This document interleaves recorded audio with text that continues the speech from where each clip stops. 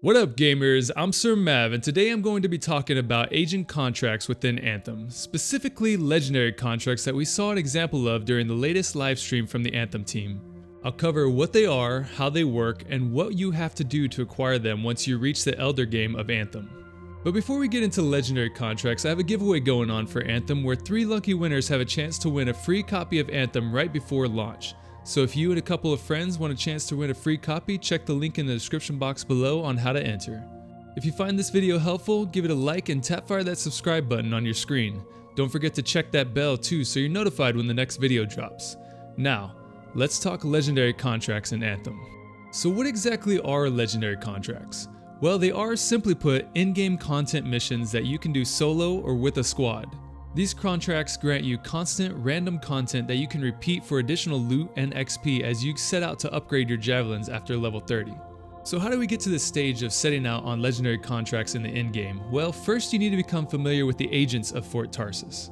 If you don't know what agents are just yet, an agent is a representative of a faction within Fort Tarsus. We know of about 4 factions currently within Fort Tarsus. You have, of course, the Freelancers, which you are part of within Anthem, and Yarrow is the agent of the Freelancers.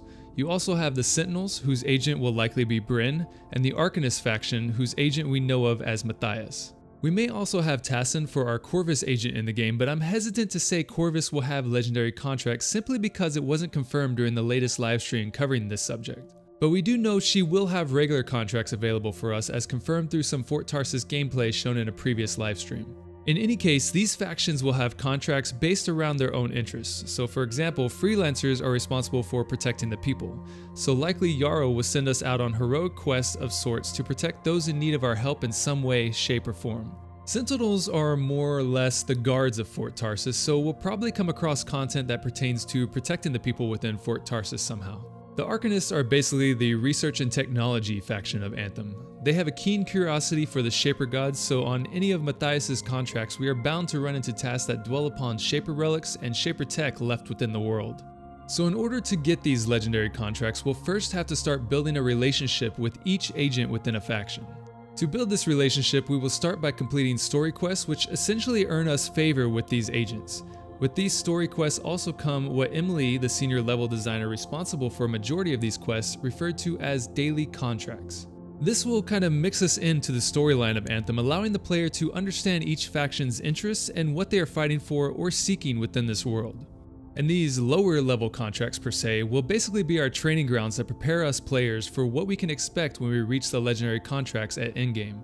Eventually, once we reach level 30 and shift into endgame, we will be able to start acquiring legendary contracts with each agent. And if you saw the latest Ranger gameplay livestream, these are not for the faint of heart. As I stated before, these contracts are meant to be constant content that we can do repeatedly, and I know what you're already thinking. The worry here is, will I get bored doing some of the same contracts over and over? Well, here's the kicker. These legendary contracts have random tasks and events attached to them, so they are quite unpredictable in a sense, as you won't know what you might encounter until you actually enter the stage of that contract. Speaking of stages, typically legendary contracts come in multiple stages, usually about 3 as we saw in the livestream, but some could have more. So here's an example of the randomness that could take place. So thanks to the hiccup in the legendary contract that Ben and the team were on, we were able to see the unpredictable nature of these stages within the contracts.